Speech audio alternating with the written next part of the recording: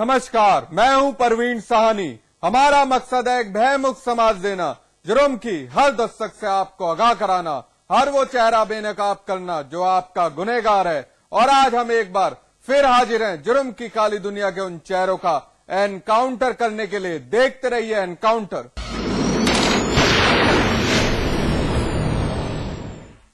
एक लड़की के कुछ अरमान थे, एक लड़की की कुछ ख्वाहिशें थी।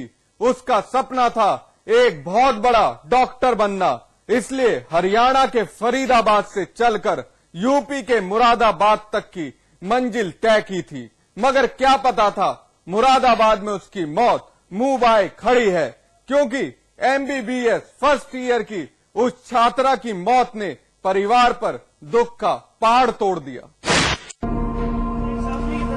चप्पल एक साथ गिरे, उसके साथ जो दिखा रहे झूठ बोल रहे हैं।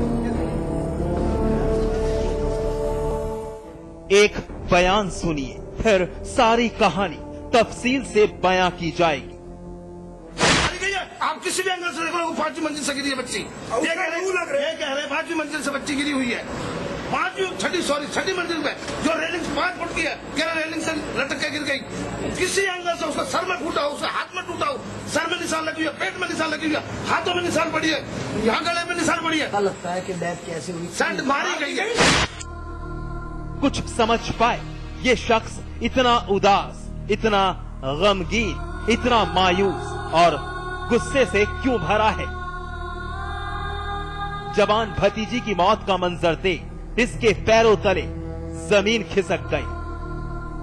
लेकिन उससे भी ज्यादा आहत तब हुआ जब इनकी लाडली की मौत एक सुसाइड का रंग देने की कोशिश की गई। उसके साथ जो दिखा रहे झूठ बोल रहे हैं। ये साथ में चप्पल है, यहाँ पे किस एंगल से लग रहा है कि यहाँ बच्ची गिरी हुई है। ये पैर से निशान बनाए गए हैं, मगर हालात ऐसे थे नहीं जो उस तरफ इशारा करें कि वाकई इनकी बेटी 6ठी मंजिल से गिरी जख्मी हुई। उसके साथ जो दिखा रहे झूठ बोल रहे हैं। ये साथ में चप्पल है।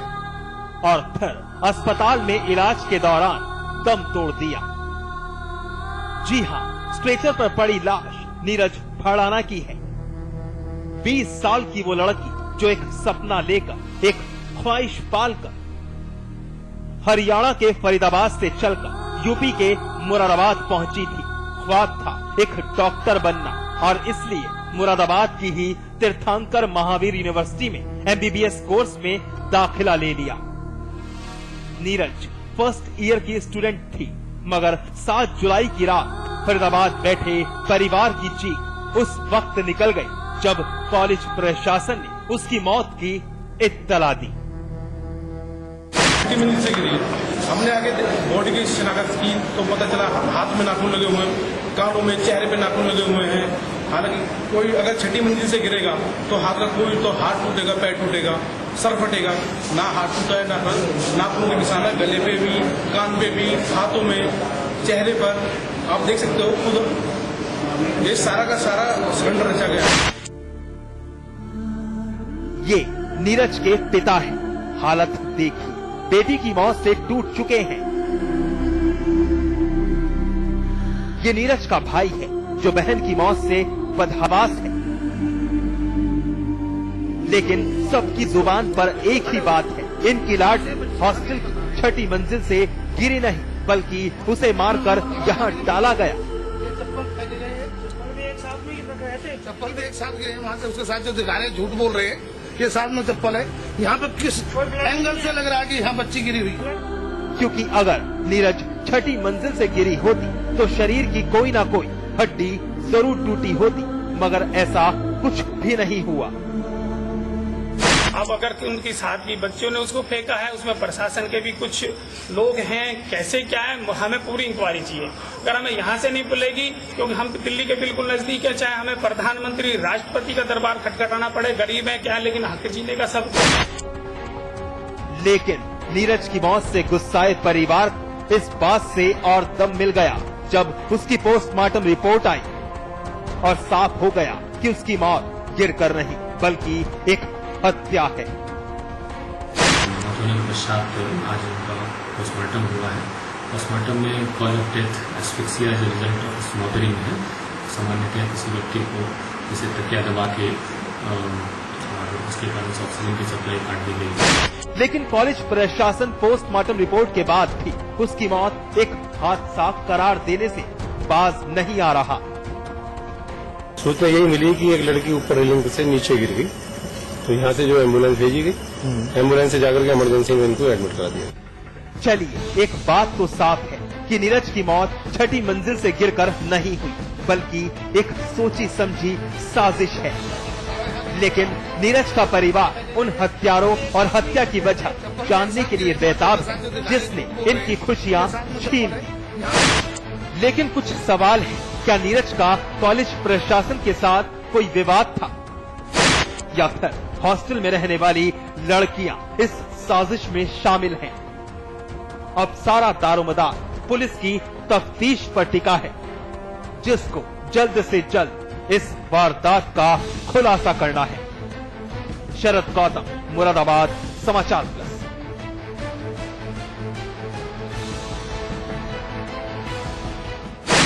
जब किसी लड़की की इज्जत बाजार में उछलती है तो परिवार भी उस जद में आ जाता है, जिसका सामना करना किसी भी जख्म को सहने के बराबर होता है। 3 साल, जी हां 3 साल से वो परिवार इंसाफ की गुहार लगा रहा है। इंसाफ तो नहीं मिला, लेकिन इंसाफ के बदले शैतान परिवार पर दोबारा कहर बनकर टूटे। आप भी देखिए दर्द के 3 साल।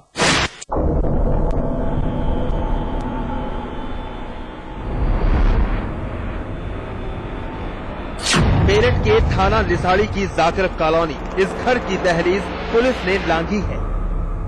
बिस्तर से लेकर फर्श तक खून पसरा है।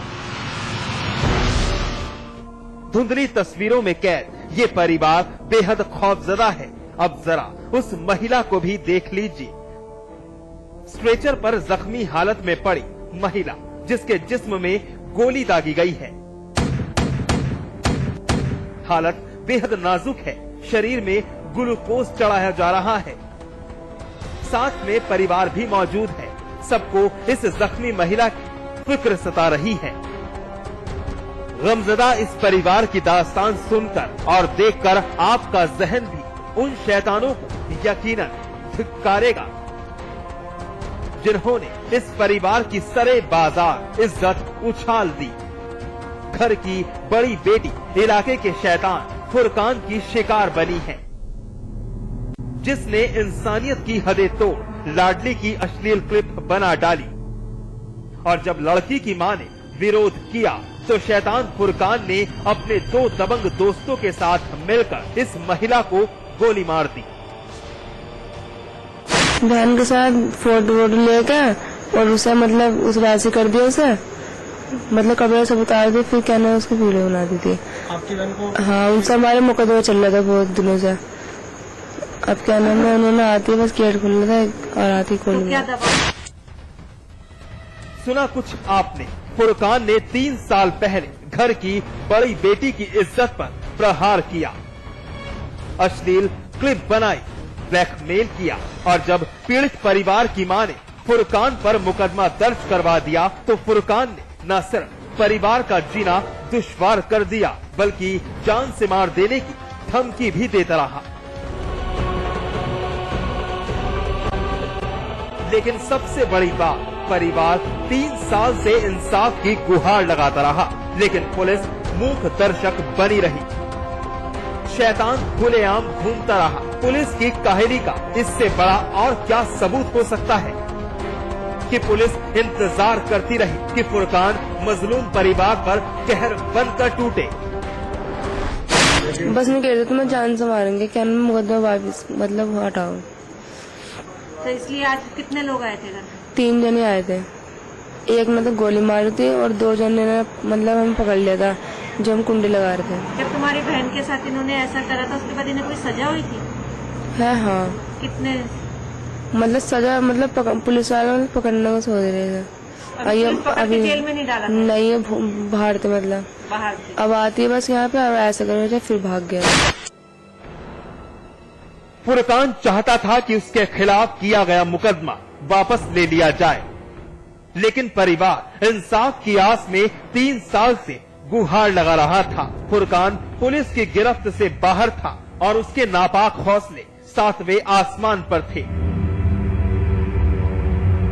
फुरकान ने अपने 2 साथियों की मदद से मजलूम परिवार के घर पर धावा बोल दिया।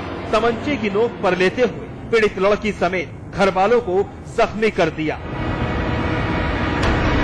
खुलेआम इस वारदात ने साबित कर दिया कि पुलिस के दावे महज दिखावे हैं।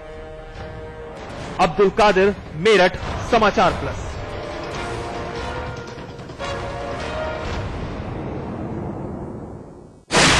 एक लड़की की मौत हुई है, लेकिन ये मौत एक मिस्ट्री भी है, क्योंकि लड़की की मौत की वजह आम होती उससे पहले ही लड़की समेत वो राज भी दफन कर दिया गया। लेकिन कई सवाल मुंह बाए खड़े हैं। क्या लड़की की हत्या हुई या फिर वाकई लड़की पर कुदरत का कहर टूटा?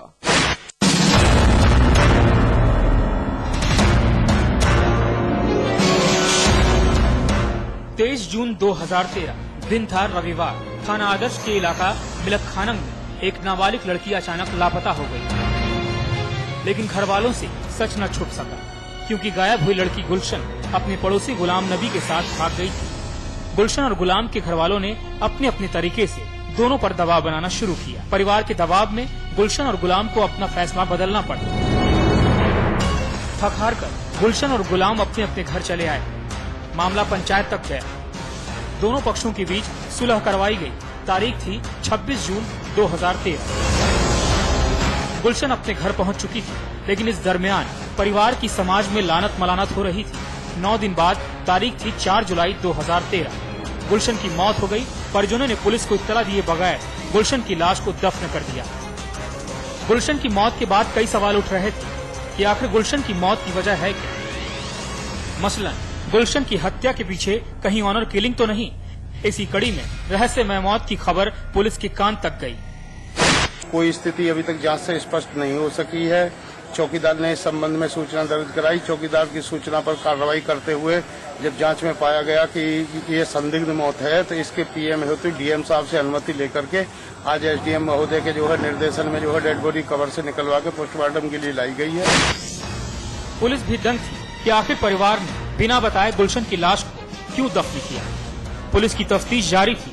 हर एक पॉइंट पर गौर किया जा रहा था, लेकिन मौत से जुड़ा कोई सुराग या सबूत हाथ नहीं लग रहा था। तफ्तीश के दौरान पुलिस किसी ठोस नतीजे पर नहीं पहुंच पा रही थी। अभी भी कई ऐसे पहलू थे जो दफन थे, जिसकी तस्दीक के लिए गुलशन के शव को कब्र से बाहर निकालना बेहद जरूरी था। पुलिस ने डीएम के आदेश के बाद गुलशन के शव को कब्र खोदकर बाहर निकाला, लेकिन परिजनों के मुताबिक गुलशन की मौत बीमारी की वजह से हुई। दिल पे दौड़ा पड़ा था, ठीक है। अब उसे लेके गई डॉक्टर को, कहीं तो डॉक्टर को ले गए तो जब तक काम हो चुका। हाँ, पलट के आई हूँ। मैं तो घर थोड़ी थी, मैं अपने घर से आई थी। अब दिल का दौड़ा पड़ा था उसको, बस दिल का दौड़ा पड़ा तो खत्म हो गई। आप लोगों ने ताबूत के भीतर दफन गुलशन की लाश बाहर निकाली जा चुकी है। शव को पोस्टमार्टम के लिए भेजा जा चुका है। पुलिस मान रही है कि पोस्टमार्टम रिपोर्ट के बाद ही हर रात से पर्दा उठेगा। मसलन गुलशन झूठी शान की भेंट चढ़ी है या वाकई उसकी मौत बीमारी से हुई है। मोबिन अली, रामपुर, समाचार प्लस।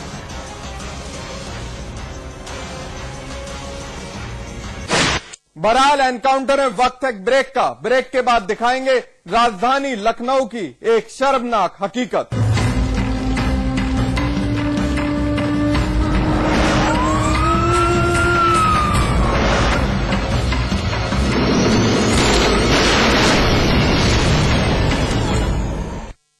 विराज कंस्ट्रक्शन प्रस्तुत करते हैं आपके शहर लखनऊ में फैजाबाद रोड पर संपूर्ण आवासीय योजना बीबीडी ग्रीन सिटी। निर्माण कार्य तीव्र प्रगति पर। आज ही संपर्क करें। आज ये क्या? Julie, my love of my life. Julie! उंगली खुजली ने प्लान बनाया क्विकली और पाइप दबाया क्विकली।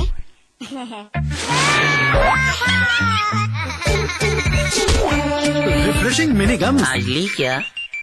मम्मी पापा आ रहे हैं। देखो वरुण, प्लीज ओवर रिएक्ट मत करना। कैसे आ रहे हैं? 2 बजे की ट्रेन है, पर वो लोग टैक्सी लेके आ जाएंगे। यार कमाल करती हो रे तुम। घर पे जवान दामाद है और ये नई गाड़ी हमने इसलिए ली ताकि वो लोग टैक्सी में आएंगे। वरुण, मजाक मत करो। सिर्फ 2 दिन की बात है। सिर्फ 2 दिन? यार उन्हें वीकेंड तक तो रुकवाओ, घुमाएंगे उनको। मुझे भी तो उन्हें भी मजा आएगा। तुम घुमाओगे?